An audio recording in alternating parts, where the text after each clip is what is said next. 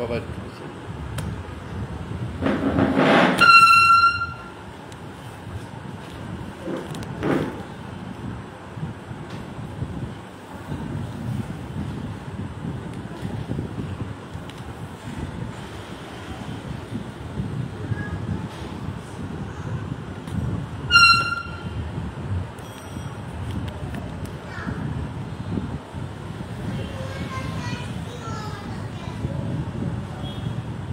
নমস্কার প্রিয় বন্ধুরা,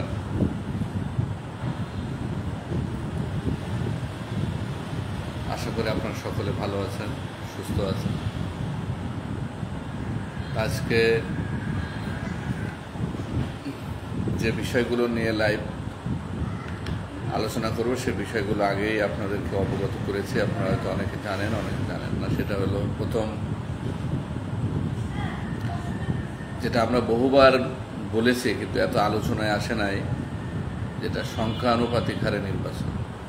এটা আমি দীর্ঘ 1 বছর ধরে বলে আসছি, বিভিন্ন লাইভে বলেছি, কিন্তু যখন চরমোনাই হুজুর বাংলাদেশ ইসলামী আন্দোলনের তিনি বলার পর এটা সারা বাংলাদেশে আরও বিস্তার লাভ করেছে এবং আলোচনার কেন্দ্রবিন্দুতে আসছে। কিন্তু আমরা কিন্তু এই বিষয়টা নিয়ে 1 বছর আগেই আমরা বারবার বলে আসছি যে সংখ্যানুপাতিক নির্বাচন। কেউ কেউ সংখ্যানুপাতিক নির্বাচনে বিশ্বাস করে না। তারা মনে করে যে সংরক্ষিত আসন হলে ভালো হয় মাইনরিটিদের জন্য। আবার অনেকে পৃথক নির্বাচন, বিশেষ করে আমাদের গোবিন্দ দা, তিনি পৃথক নির্বাচনের বিষয় নিয়ে খুব দীর্ঘদিন ধরে উনি আলোচনা করছেন। এবং আমরা যখন জাতীয় হিন্দু মহাজোট করেছি তখন আমাদের এই যে দাবিগুলো ছিল হিন্দু মহাজোটের, সেই দাবির ভিতর পৃথক নির্বাচন, সংরক্ষিত আসন ছিল। এটা দীর্ঘদিন ধরে এটা আমরা 2006 সাল থেকেই এই দাবিগুলো গোবিন্দদার নেতৃত্বে আমরা বিভিন্ন সময় করে আসছি।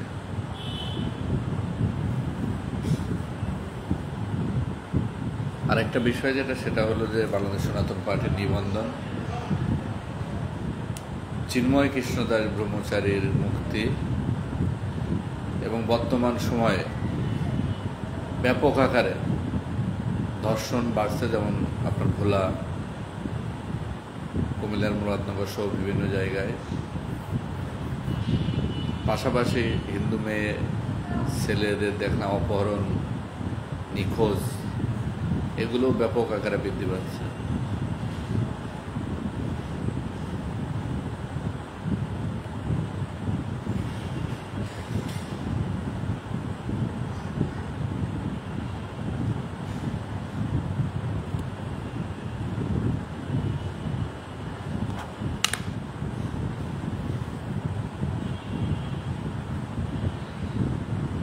এই ধরনের অনেক বিষয় নিয়ে আজকে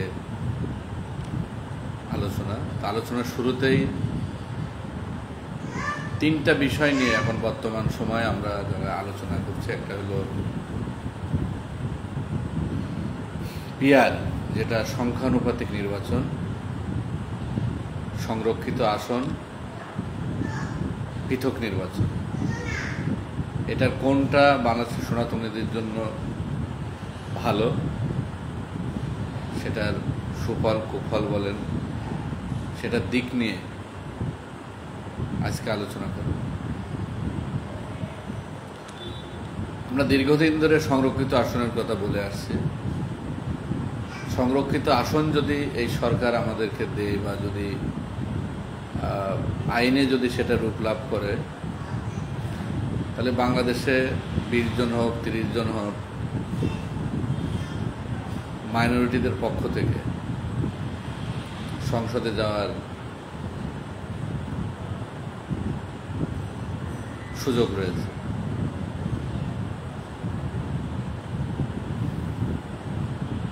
কিন্তু কোন সরকারই আপনার এই সংরক্ষিত আসন বা এই দেশের হিন্দুরা ক্ষমতায়ন হোক রাজনৈতিকভাবে, সেটা কখনো চায় না।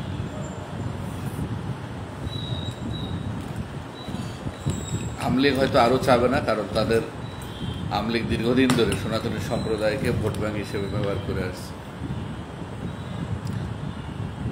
আর যদিও সংরক্ষিত আসন দেয়, ধরে নিলাম সংরক্ষিত আসন দিল 25 জন বা 30 জনকে, সেই ক্ষেত্রে যারা ক্ষমতায় যাবে, আওয়ামী লীগ বা বিএনপি, জাতীয় পার্টি, জামাত, যারাই যাক না কেন, তারা তাদেরকে সংরক্ষিত আসনে মনোনয়ন দেবে।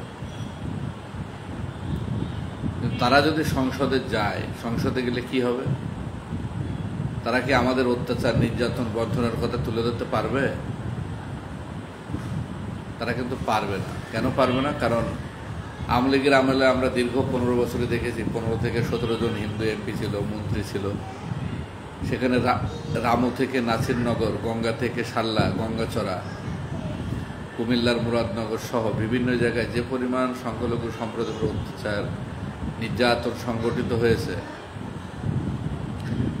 একটা ঘটনারও আমরা সুষ্ঠু বিচার যেমন পাই নাই, তেমনি এই বিষয়গুলো নিয়ে কেউ মহান জাতীয় সংসদে কখনো তুলে ধরে না। তো সেই ক্ষেত্রে সংরক্ষিত পারবেন না, কারণ দল যা বলবে আপনাকে সেটাই শুনতে হবে। তাহলে সেই ক্ষেত্রে সংরক্ষিত যে আসনের যে বিষয়টা, এই বিষয়টা হিন্দুদের জন্য কিন্তু তেমন কোনো কাজে আসতেছে না। তবে হ্যাঁ, অনেক হিন্দু রাজনৈতিকভাবে ক্ষমতায়নের সুযোগ ঘটবে, কিছুটা হয়তো বা আমরা তাদের মাধ্যমে কিছু সুযোগ সুবিধা পাবো হিন্দুরা, কিন্তু আলটিমেটলি হিন্দুদের যে শোষণ, বঞ্চনা, দুঃখ, দুর্দশা, কষ্ট, নির্যাতন, সেইগুলো যে মহান জাতীয় সংসদে তুলে ধরবে সেটা কিন্তু সম্ভব হবে না। কারণ যারাই ক্ষমতায় যাবে তারা সবসময়ের জন্য ক্ষমতাকে কুক্ষিগত করতে চাবে এবং তাদেরকে মনোনয়ন দিবে যারা তাদের চাটুকারিতা করবে, দালালি করবে, তাদের কথায় উঠবে বসবে। সংরক্ষিত আসনে কিন্তু তাদেরকেই মনোনয়ন দেওয়া হবে।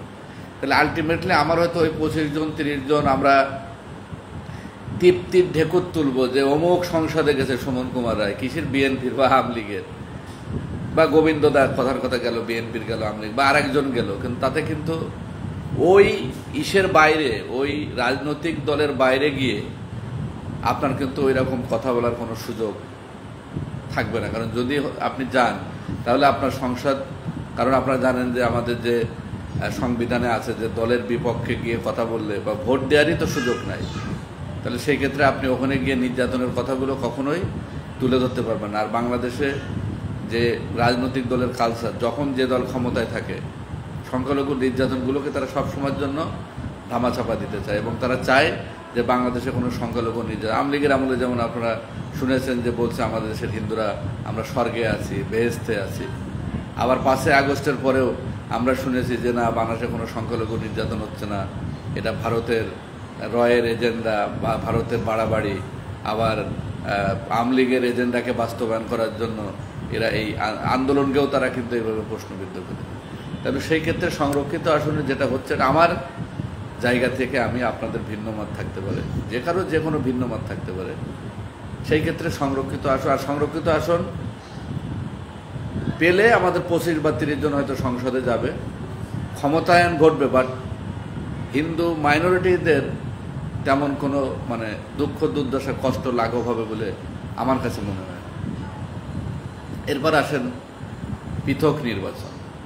পৃথক নির্বাচনেও যদি আপনি পৃথক নির্বাচনের ব্যবস্থা, আর সংরক্ষিত আসন কোনো যে রাজনৈতিক দলগুলো আপনাকে সুরক্ষায় দিতে চায় না, সুরক্ষা আইন পাশ করতে চায় না, তারা আপনাকে সংরক্ষিত আসন দিবে, এটা আমি অন্ততপক্ষে বিশ্বাস করি না। আর দিলেও এটা ওই যে বললাম দয়া দাক্ষিণ্য, আর দিবে তাদের যারা চাটুকারিতা করবে, দালালি করবে, তাদেরকে দিবে।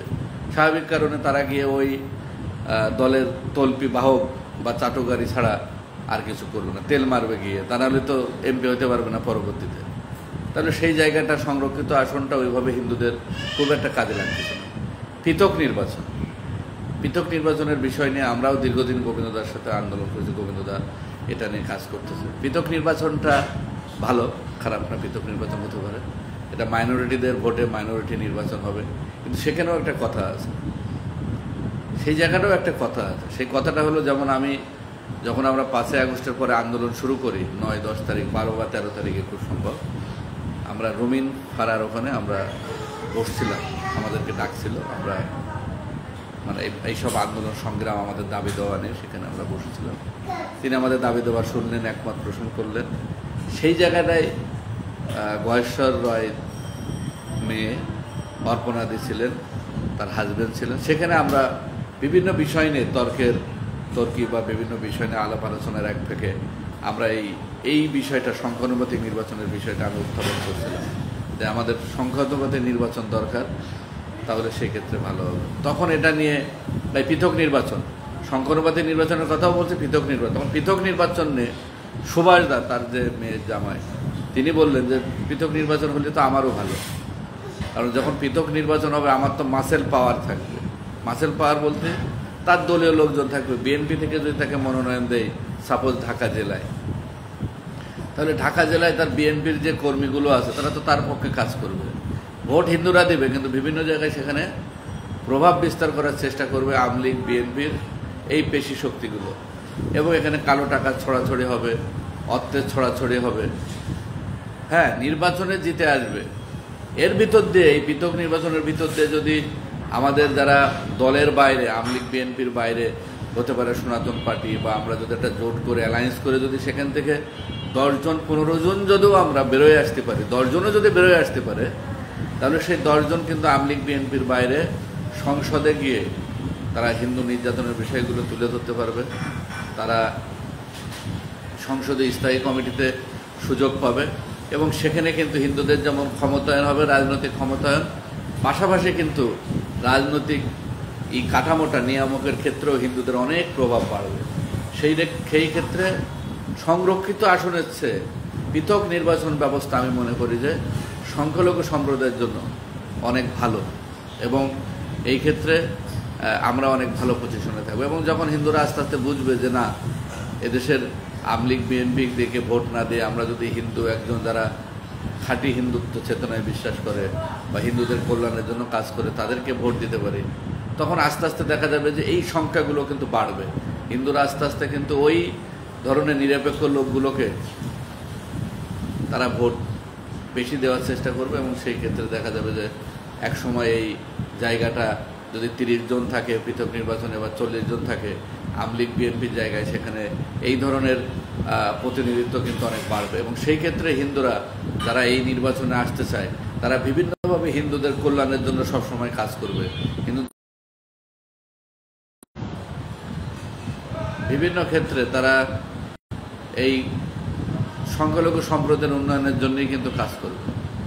যাই হোক, আমার কাছে মনে হয়েছে যে সংরক্ষিত আসনের থেকে পৃথক নির্বাচন সনাতনীদের জন্য অনেক ভালো, এবং এটা যদি হয় তাহলে আমাদের জন্য অনেক স্বস্তি এবং অনেক ভালো জায়গা রয়েছে। এরপর আসি পিআর পদ্ধতি, যেটা মানে কেন আমাদের জন্য এই সংখ্যানুপাতিক নির্বাচন দরকার। এটা এই দুইটার থেকেও বেটার, এবং আমাদের জন্য যে দীর্ঘদিনের যে শোষণ, বঞ্চনা, অত্যাচার, নির্যাতন এবং রাজনৈতিক ক্ষমতায়নে যে আমরা পিছিয়ে আছি, সেই জায়গায় আমরা রাজনৈতিকভাবে একটা নিয়ামকের জায়গায় থাকবো। অর্থাৎ বাংলাদেশের রাজনীতিতে সনাতনী সম্প্রদায় বা মাইনরিটি সম্প্রদায় একটা রাজনৈতিক নিয়ামক হতে পারে। সেটা কিভাবে হতে পারে? যেমন এটা পিআর পদ্ধতিতে যখন নির্বাচন হবে, সংখ্যানুপাতিক নির্বাচনে, তখন কোনো শুধুমাত্র নির্বাচন হবে মার্কায়। মার্কায় যখন নির্বাচন হবে, যখন ব্যক্তি কোনো নির্বাচন হবে না, তখন কিন্তু পেশি শক্তির দূরত্বটা কিন্তু অনেক কমে যাবে। যেমন আমি যদি প্রার্থী হই বা জয়নাল হাজারী যদি প্রার্থী হয়, জয়নাল হাজারী তার জিতার জন্য যা যা করণীয় সেটা করবে, ভোট ব্যাংক ছিনতাই থেকে শুরু করে, বা আমি জয়নাল হাজারীর নাম বললাম না, আমি আরও একজনে বললাম, রহিম বললাম, করিম বললাম, যাই হোক এই বিষয়গুলো বললাম। সে কিন্তু ব্যক্তিগতভাবে তাকে জিতার জন্য তখন সে যা করার তাই করবে। ভোটারকে ভয়ভীতি দেখানো, অর্থ ছড়ানো, পেশি শক্তি প্রয়োগ করা, সব কিছু সে করবে। কিন্তু যখন আপনার দলীয় মার্কায় ভোট হবে, তখন কিন্তু সে তার নিজের না, তখন দলের জন্য কাজ করবে, নিজের জন্য না। নিজের জন্য যা করতো দলের জন্য কিন্তু সেইভাবে অর্থ খরচ করে নিজের অর্থ সে খরচ করবে না। দল যেটা দিবে সেটা নিয়ে সেই করবে। আর এখানে সে নিজের ব্যক্তিগত অর্থ সে খরচ করবে, সেটা ওঠানোর জন্য সে চেষ্টা করবে নির্বাচনের পরে, এবং সার্বিকভাবে জেতার জন্য সে যা যা করণীয় সেটা করবে। প্রয়োজন হলে এখানে মানে এক কথা যা করার, অস্ত্র থেকে শুরু করে কালো টাকার পেশি শক্তি বলেন, মাদক ব্যবসায়ীরা বলেন, তারা এখানে মনোনয়ন পাবে এবং তারা এই জায়গায়, যেটা আগে হতো কিন্তু সেই জায়গায় এই সুযোগটা নাই, সেই জায়গায় কিন্তু এই সুযোগটা নাই। আপনার ভোট হচ্ছে কোথায়? মার্কায়। এতে করে আমাদের সুবিধা কি?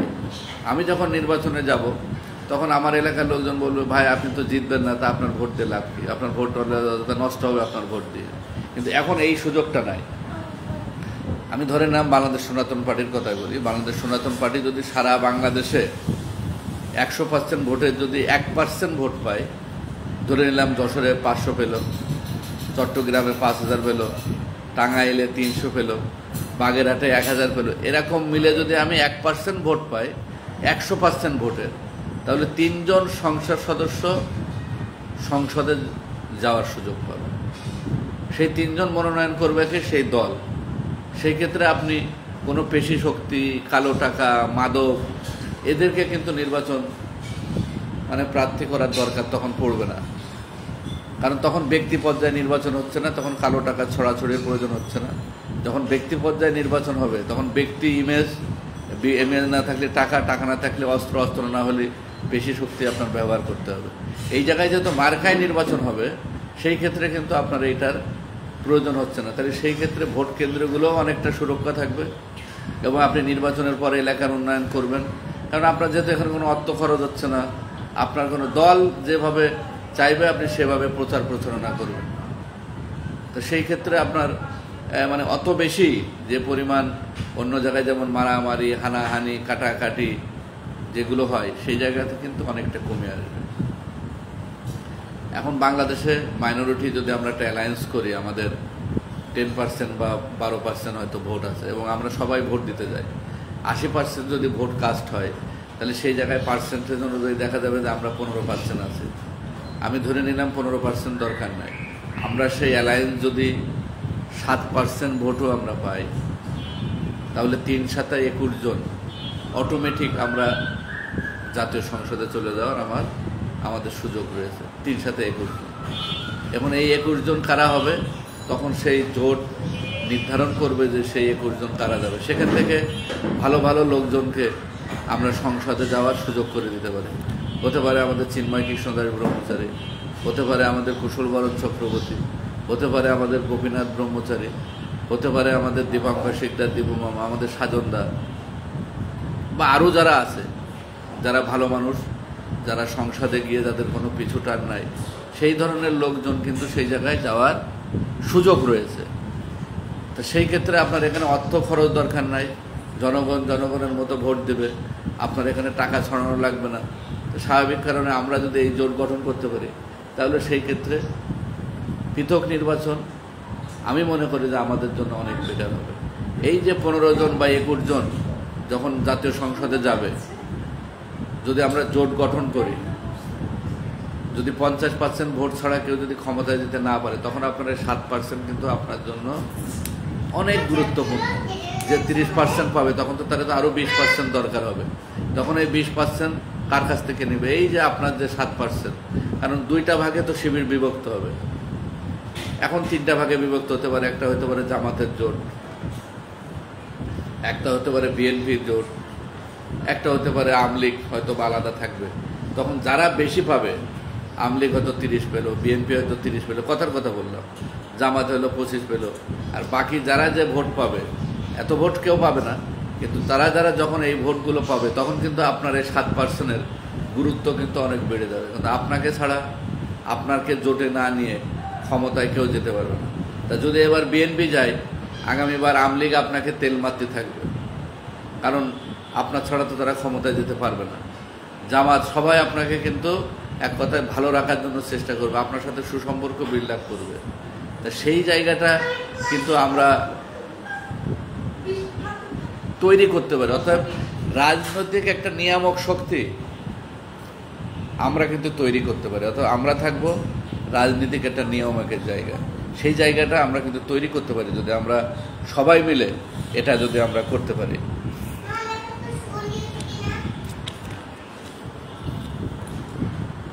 এবং আপনি যে 21 জন যাবে সেই 21 জন সংসদীয় আসনের বিভিন্ন গুরুত্বপূর্ণ জায়গায় আপনারা থাকবেন। আর যদি জোটে ক্ষমতায় যান আপনারা মন্ত্রী থাকবেন এবং ওই সংসদীয় আসনে সেখানে আমাদের প্রভাব থাকবে। ক্ষমতায় অনেক কিছু হয়। আজকে এনসিপি ক্ষমতায় আছে, আপনারা দেখেছেন, তারা যা বলতেছে তাই হচ্ছে। আজকে আপনারা বলছেন যে চিন্ময় কৃষ্ণ দাসের মুক্তি নিয়ে আমরা কথা বলি না, চিন্ময় কৃষ্ণ দাসের মুক্তি নিয়ে আমরা কথা বলি না। আমরা প্রতিনিয়ত চিন্ময় কৃষ্ণ দাসের মুক্তি নিয়ে কথা বলতেছি। যারা এটা বলেন তাদের চোখে আমার মনে হয় যে অন্ধ, আর নাহলে চোখে ছানি পড়ছে, চোখের ডাক্তার দেখাবেন। আমরা প্রতিনিয়ত চিন্ময় কৃষ্ণ দাস নিয়ে ভাবতেছি, চিন্ময় কৃষ্ণ দাসকে নিয়ে আমরা কথা বলতেছি। কিন্তু আপনার বুঝতে হবে যে বাংলাদেশে তিনি গ্রেপ্তার হওয়ার পরে আমরা আইনি লড়াইয়ে এখানে যতটা না গুরুত্বপূর্ণ, রাষ্ট্রীয় সিদ্ধান্তটা তার থেকে বেশি গুরুত্বপূর্ণ। এই চিন্ময় কৃষ্ণ দাসের মুক্তির জন্যই আপনাকে রাজনৈতিক ক্ষমতায়ন দরকার। আজকে যদি আপনি ক্ষমতায় থাকতেন তাহলে তো চিন্ময় কৃষ্ণ দাস গ্রেপ্তার হতো না। কই বিএনপির যে তারেক রহমান থেকে শুরু করে খালেদা জিয়া সবার মামলা তো খালাস হয়ে গেছে, কারোর মামলায় তো থেকে আছে।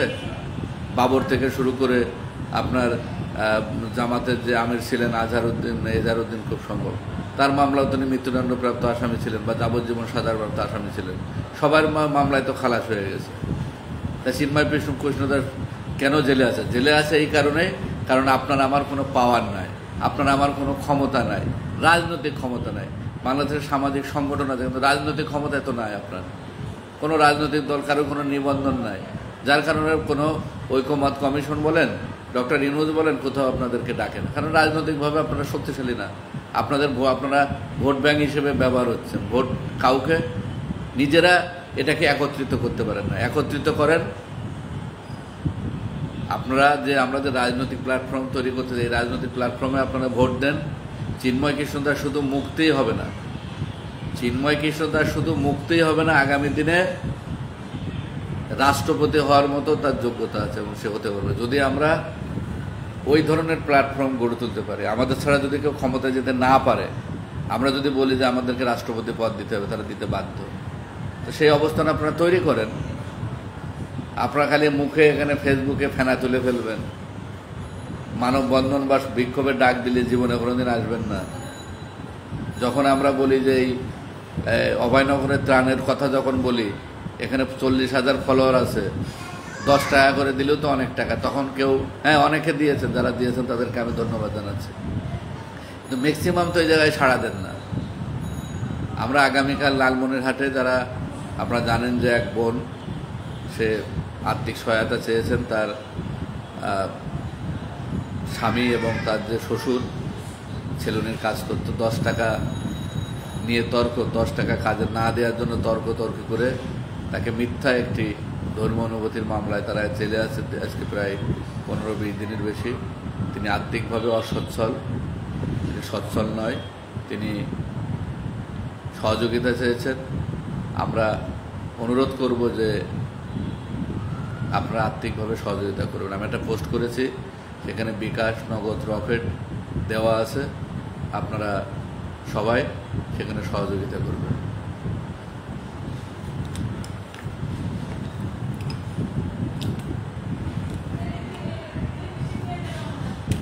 এবং আমরা যদি রাজনৈতিকভাবে ক্ষমতায়ন হতে পারি, তাহলে চিন্ময় কৃষ্ণ দাস ব্রহ্মচারী এতদিন মুক্তি পেতেন।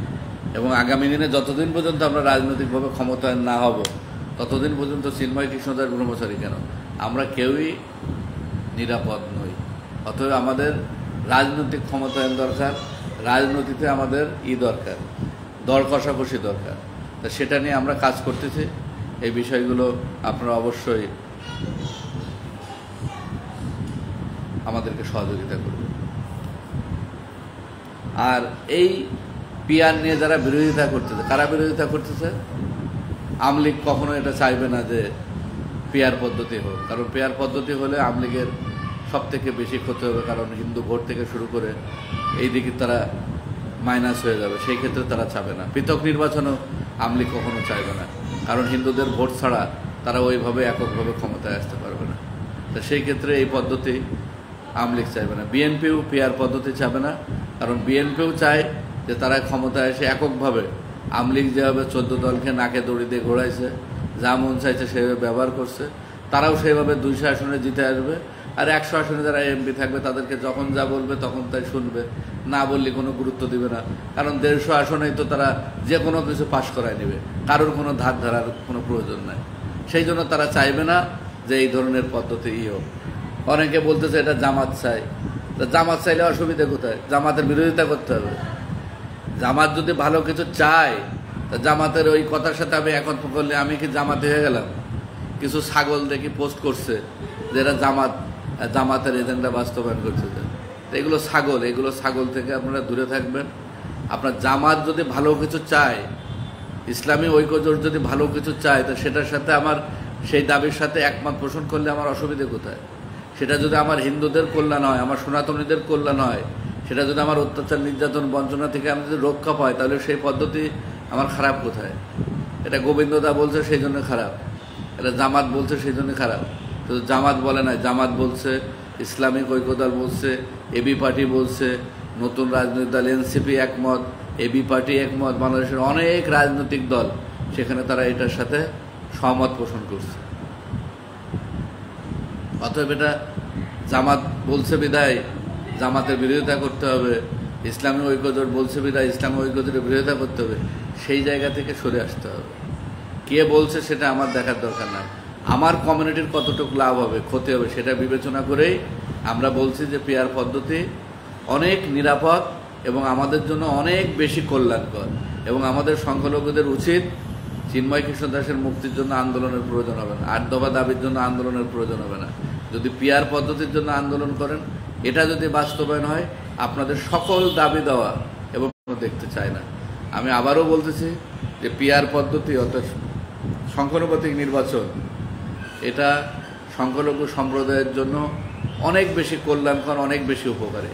এবং সেটা নিয়েই আমি মনে করি যে আমাদের সকল হিন্দুদের আরও সচেতন হওয়া দরকার, আরও এগুলো নিয়ে আলোচনা করার দরকার।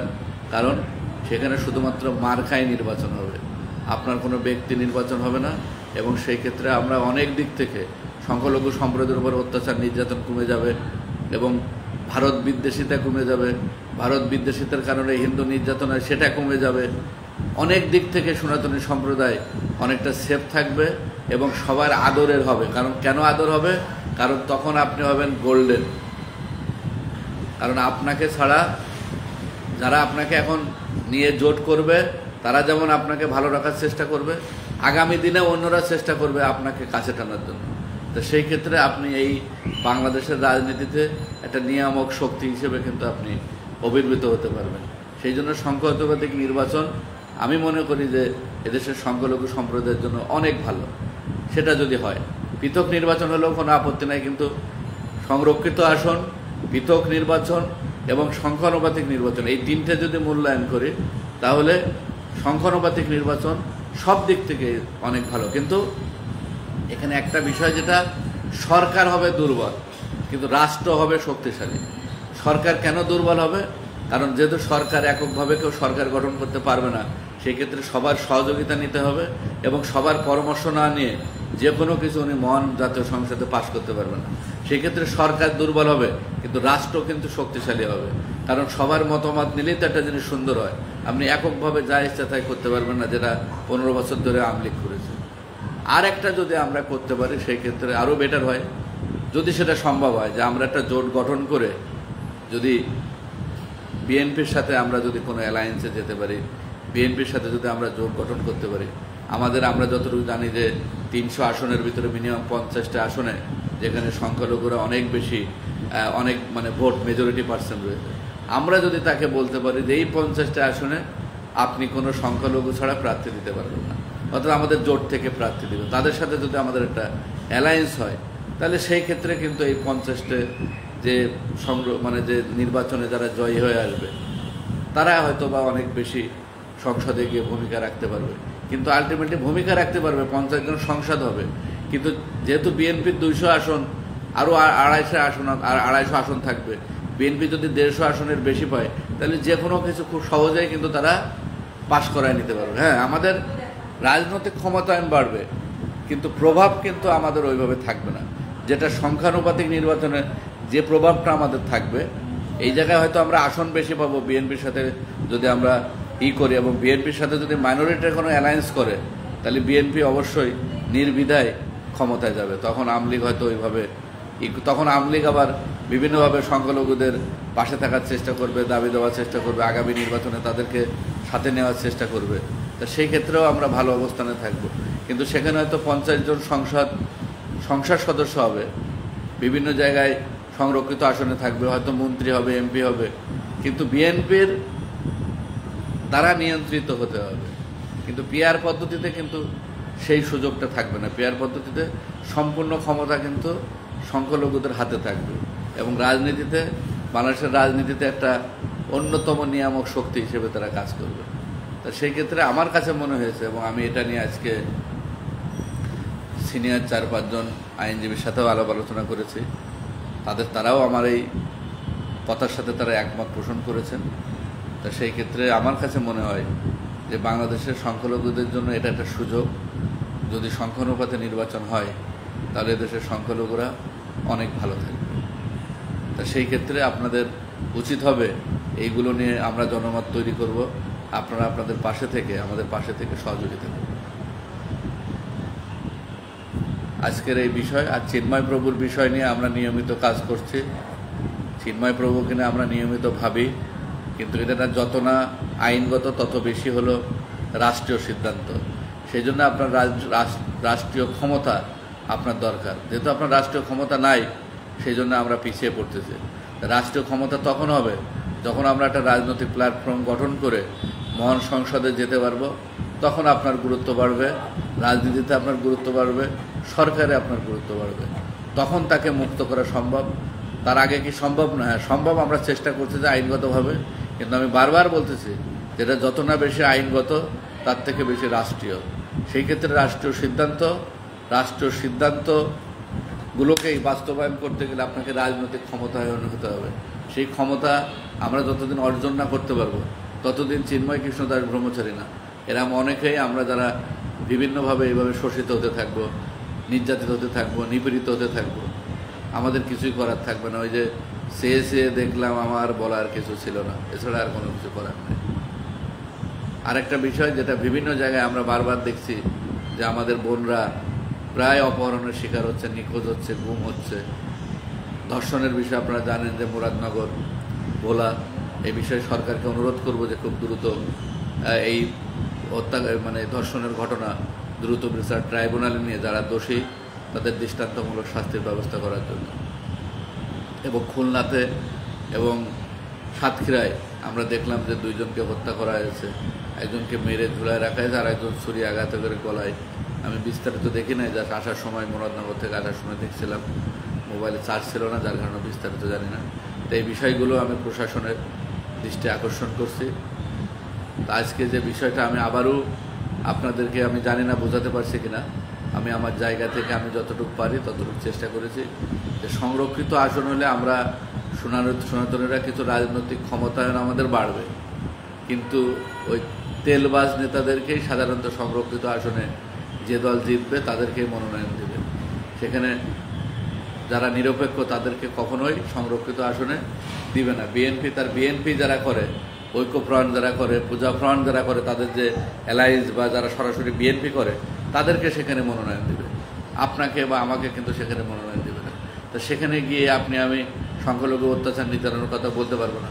এখন বিএনপিরা বলে না, কিন্তু যখন আওয়ামী লীগ ছিল তারা কিন্তু নিয়মিত আমাদের সাথে থেকে বলছে, ফেসবুকে বলছে। এখন যেভাবে আওয়ামী লীগ বলে, আওয়ামী লীগের ওয়েবসাইটে পর্যন্ত এখন হিন্দু নির্যাতনের খবর প্রকাশ হয়, কিন্তু দীর্ঘ 17 বছরে কোনোদিন দেখি নাই, এবং বরঞ্চ তারা সবসময় সেটাকে অস্বীকার করে গেছে। তো এইটাই হলো বাস্তবতা। আবার যখন আওয়ামী লীগ ক্ষমতায় আসবে তখন কীভাবে এটা ধামাচাপা দেওয়া যায়, আপনি যখন আন্দোলন করবেন তখন বলবে যে এই সম্প্রীতি নষ্ট হচ্ছে, আপনারা ভালো আছেন, এদেশে স্বর্গে আছেন। হ্যাঁ, এটাই বাস্তবতা। তো যাই হোক, তা সেই জায়গায় সংরক্ষিত আসন খুব একটা লাভবান হবে না। পৃথক নির্বাচনে আমরা কিছুটা লাভবান হব, এবং সেই ক্ষেত্রে ওই নির্বাচন হলে যদি 30টা বা 40টা সিট থাকে, 10-15 জন দেখা যাবে যে নিরপেক্ষ কিছু লোকজন সেখানে মহান সংসদে যাওয়ার সুযোগ থাকবে। সেটা আমাদের জন্য কিছুটা প্লাস পয়েন্ট। সব থেকে বেটার হবে যদি সংখ্যানুপাতিক নির্বাচন হয়। তো সংখ্যানুপাতিক নির্বাচনে আমি এতক্ষণ আলোচনা করেছি, আমি আবারও সংক্ষেপে বলছি, এখানে তখন মার্কায় ভোট হবে। দল নির্বাচনের পরে যে কয় পার্সেন্ট ভোট পাবেন সেই অনুযায়ী 1% পেলে 3 জন, 10% পেলে 30 জন সংসদ সদস্য সেখানে নির্ধারণ হবে। এই 30 জন নিরপেক্ষভাবে সংসদে যাবে। এখানে কোনো পেশি শক্তি, টাকা ছড়াছড়ি থাকবে না এবং নিরপেক্ষ ভোট হবে। ব্যক্তি যখন কোনো জায়গায় দাঁড়াবে তখন সে জিতার জন্য যে পরিমাণ মরিয়া হবে তিনি সব কিছু করার চেষ্টা করবেন, অর্থ অস্ত্র মানে যা করার সব করবেন। কিন্তু যখন দলীয় নির্বাচন হবে তখন তিনি কিন্তু এতটা অ্যাগ্রেসিভ বা আগ্রাসী কিন্তু হবেন না। তা সেই ক্ষেত্রে সব দিক থেকে সংখ্যালঘুরা এবং নির্বাচনের পরে সংখ্যালঘুদের উপরে কিন্তু অত্যাচার নির্যাতনও হবে না, কারণ যেহেতু সংখ্যালঘুদের আলাদা একটা প্ল্যাটফর্ম থাকবে সেই ক্ষেত্রে কিন্তু সেই জায়গাটাও অনেক বেশি নিরাপদ থাকবে। এবং আমরা রাজনীতিতে একটা গুরুত্বপূর্ণ অবস্থানে থাকব। যদি 50% ভোটের ছাড়া কেউ যদি ক্ষমতায় যেতে না পারে তাহলে 25%, 30%-এর বেশি কেউ ভোট পাবে না। এই 20% কিন্তু আমি বা আমরা যারা ছোট ছোট দল আছে তাদের সাথে অ্যালায়েন্স করে কিন্তু তাকে ক্ষমতায় যেতে হবে। তখন এই সরকার হবে দুর্বল সরকার হবে, কিন্তু রাষ্ট্র হবে শক্তিশালী, কারণ তখন জাতীয় ঐকমত্যের সরকার হবে, মানে সবাইকে নিয়ে বহু দল মিলে এটার সরকার গঠন হবে। তখন আপনার কিন্তু গুরুত্ব থাকবে, কারণ আপনি যদি তাকে সমর্থন না দেন তাহলে কিন্তু সেই সরকার কিন্তু ভেঙে যাবে। তা সেই ক্ষেত্রে এটা কিন্তু আপনার সরকার দুর্বল হতে পারে কিন্তু রাষ্ট্র শক্তিশালী হবে। তার কারণ ওই সরকার যে কোনো সিদ্ধান্ত একক সিদ্ধান্ত নিতে পারবে না, হট করে সিদ্ধান্ত নিতে পারবে না। যে কোনো রাষ্ট্রবিরোধী বা এই ধরনের কোনো সিদ্ধান্ত কিন্তু নিতে পারবে না। যখন সিদ্ধান্ত নিতে গেলে আপনারা আমার সাথে আলাপ আলোচনা করেই কিন্তু সরকারকে সিদ্ধান্ত নিতে হবে। তাহলে এই সরকার কিন্তু দুর্বল হলেও রাষ্ট্র কিন্তু শক্তিশালী হবে। অর্থাৎ যে কোনো কিছু চাইলেই সরকার কিন্তু করতে পারবে না। এখন আপনারাই ভাবেন যে আপনারা কি চান। আমার মনে হয় যে সংখ্যানুপাতিক নির্বাচন এটা বাংলাদেশের সনাতনীদের জন্য খুবই কল্যাণকর। যদি এই বিষয় নিয়ে আপনাদের আরও কোনো কিছু জানার ইচ্ছা থাকে আমরা পরবর্তীতে কোনো লাইভে আবার এই বিষয়গুলো নিয়ে আলোচনা করব। বাংলাদেশ সনাতন পার্টি নিবন্ধনের জন্য কাগজপত্র জমা দিয়েছে। আমাদের অফিস প্রয়োজন প্রতি উপজেলায় একটা।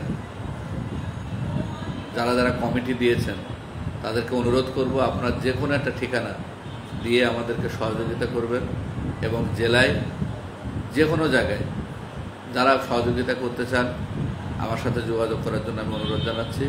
আসুন আমরা নিজেদের একটা রাজনৈতিক প্ল্যাটফর্ম গড়ে তুলি। সনাতনীদের বাংলাদেশের 54টা 55টা রাজনৈতিক দল আছে, তার ভিতরে ইসলামিক রাজনৈতিক দল আছে 24 থেকে 25টা।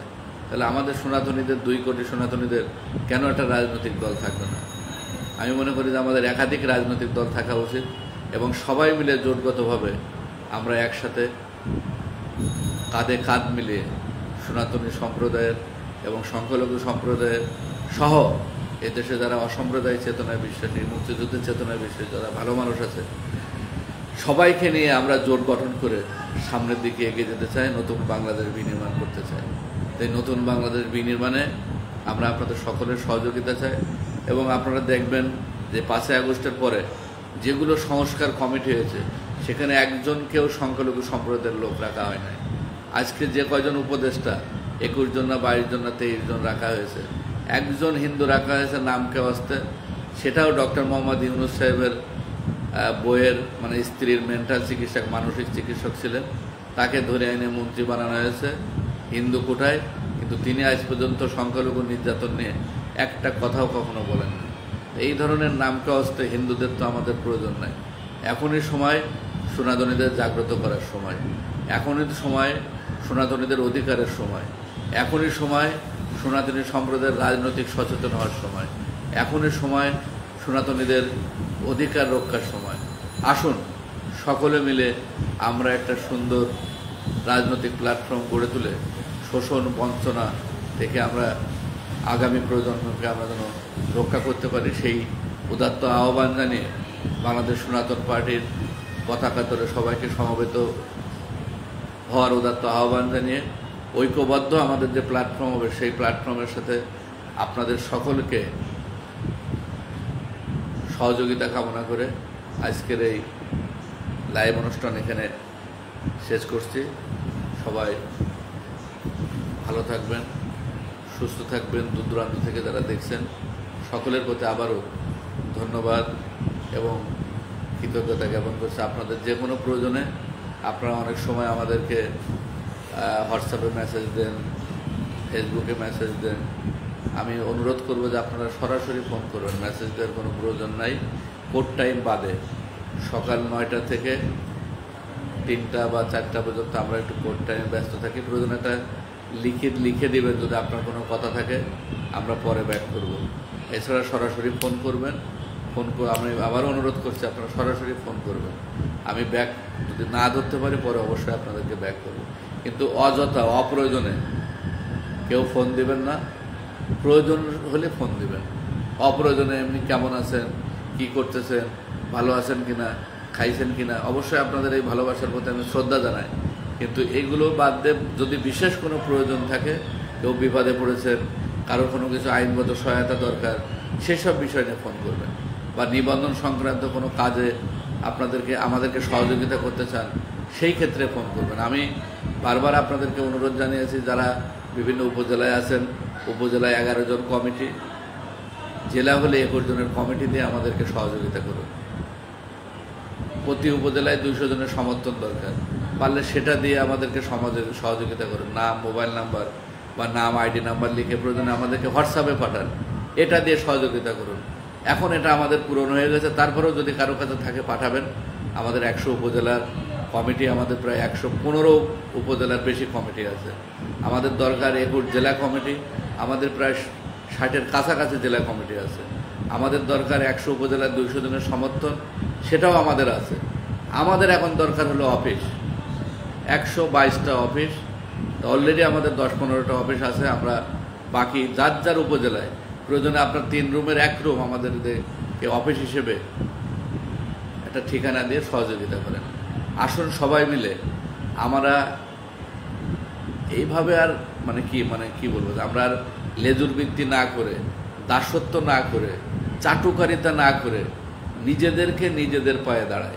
এবং সংখ্যানুপাতিক নির্বাচনে যদি আমরা ঐক্যবদ্ধ প্ল্যাটফর্মে আমরা যদি দাঁড়াতে পারি, আমি আবারও বলছি আপনাদেরকে, বাংলাদেশে আমরা রাজনীতিতে একটি নিয়ামক শক্তি হিসেবে আমরা আবির্ভাব হব।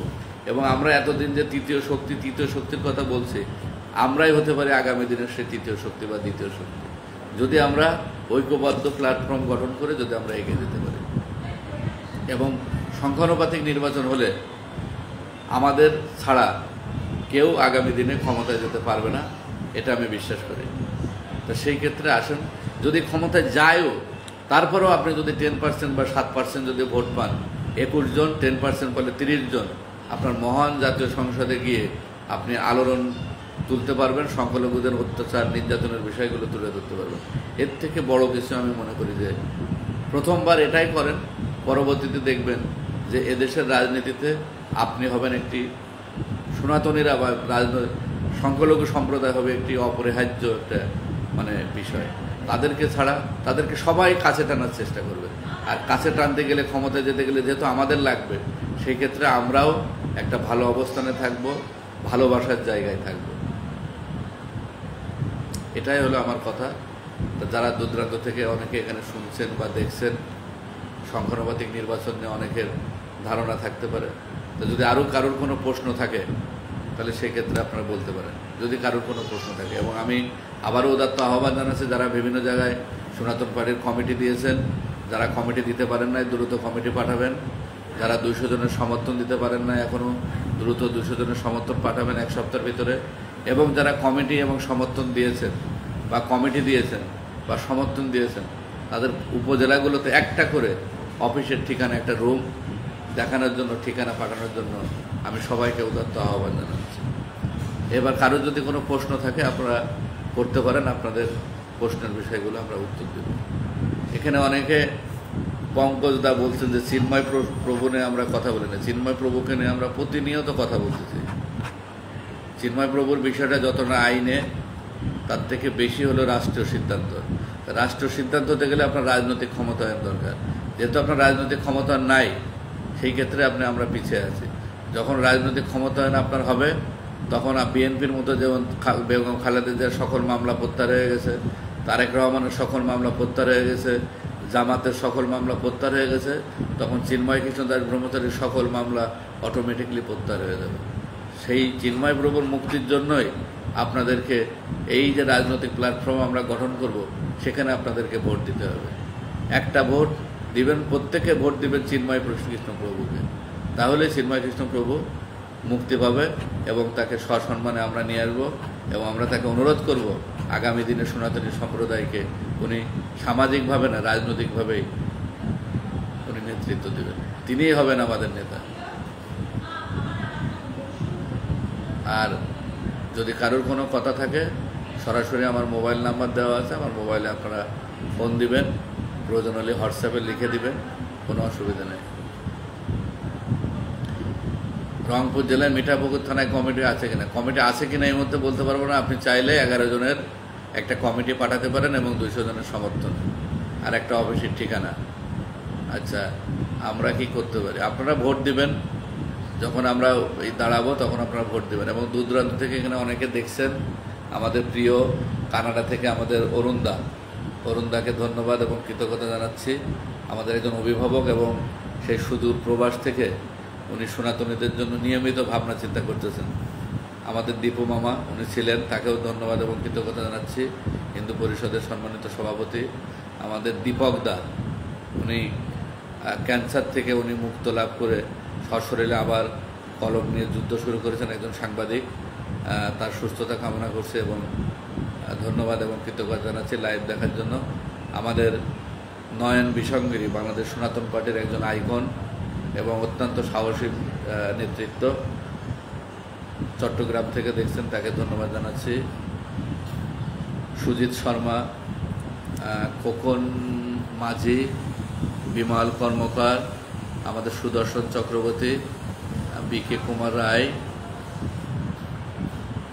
দুই নয়নের তারা, তুলেন রায়, মধু, পলাশ আদিত্য, অপূর্ব রায়, অ্যাডভোকেট পূজন কান্তি দাস, দাদাকে ধন্যবাদ, শেখর রায়, সঞ্জয় দাস, সঞ্জয় কর, অরুণদাকে তো ধন্যবাদ জানাচ্ছি আবারও, রাজীব নাথ, সমর বিশ্বাস, রানা প্রতাপ কক্সবাজার ধন্যবাদ, প্রীতম নাথ, দিলীপ দাস দেওয়ান স্যারকে ধন্যবাদ জানাচ্ছি, সমর বিশ্বাস, সুজন রায়, নিরঞ্জন রায়,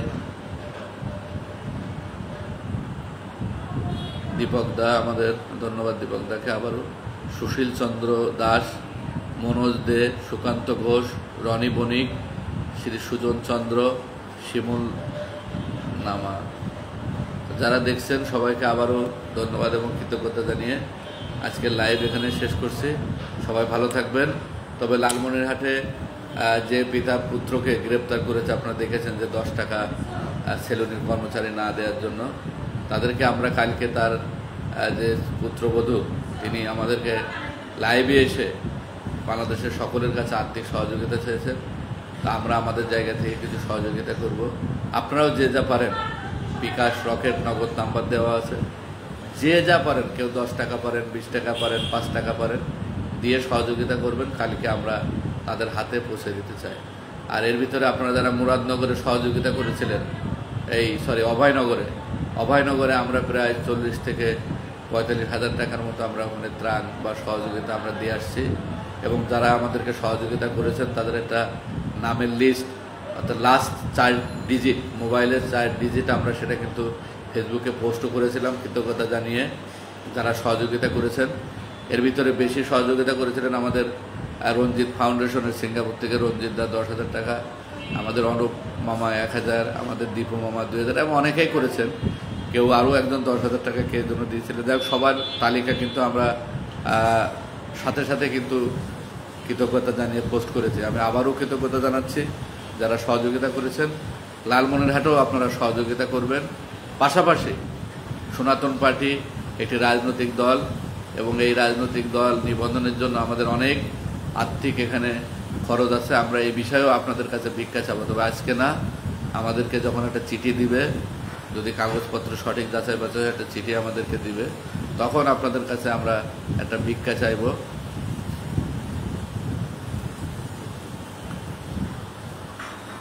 লাইভে ফোন রিসিভ করে কথা বলার সুযোগ করে দিন। লাইভে এটা আসলে অনেক বেশি তখন ঝামেলা সৃষ্টি হয়, সবাই আসতে চায়, একজনকে নিলে আরেকজনকে না নিলে সবাই মাইন্ড করে।